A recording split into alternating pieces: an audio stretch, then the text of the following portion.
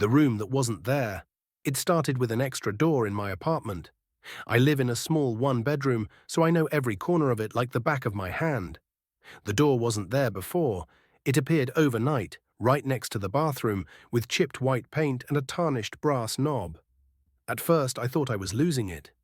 I ran my hands over the wall surrounding the doorframe, trying to find any sign of remodeling, but it was as if the door had always been there. I tried the knob, but it wouldn't turn, locked. I peered through the keyhole, but all I could see was darkness. That night, I couldn't sleep. I kept hearing faint noises, soft shuffling, like someone walking in socks, and quiet murmurs just beyond the door. Every so often, there was a tap, as if something on the other side was testing the boundary. I convinced myself it was my imagination and resolved to ignore it. But ignoring something that shouldn't exist is easier said than done. The next morning, the door was ajar. Just slightly. Enough to see the edge of a room I knew wasn't part of my apartment. The walls were covered in peeling wallpaper, the color of spoiled milk, and the air seemed thick, like it was holding its breath. I should have closed the door and walked away, but curiosity got the better of me. Inside, the room was small and windowless, with a single chair in the center. It faced a wall that had nothing but a mirror mounted on it. The mirror wasn't dusty or cracked. It was pristine, too pristine for such a decayed space. As I stepped closer, I realized something was off.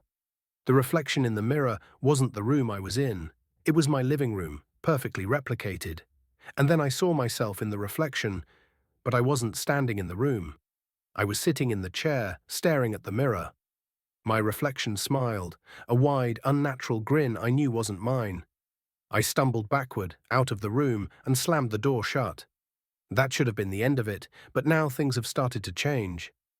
Items in my apartment shift places when I'm not looking. My reflection in other mirrors lingers a second too long after I move. And at night I hear the door creak open, even though I've locked it. I think the room wants me back. And I'm afraid that one day when I look into the mirror, the version of me in the chair won't be smiling anymore. It'll be standing, waiting. If you ever find a door where it doesn't belong, don't open it. Don't even touch it. Because once you do, it knows you're there. And it won't stop until you take its place. If you ever find a door where it doesn't belong, don't open it. Don't even touch it. Because once you do, it knows you're there. And it won't stop until you take its place. So tell me, would you have the courage to walk away? Or would curiosity pull you in?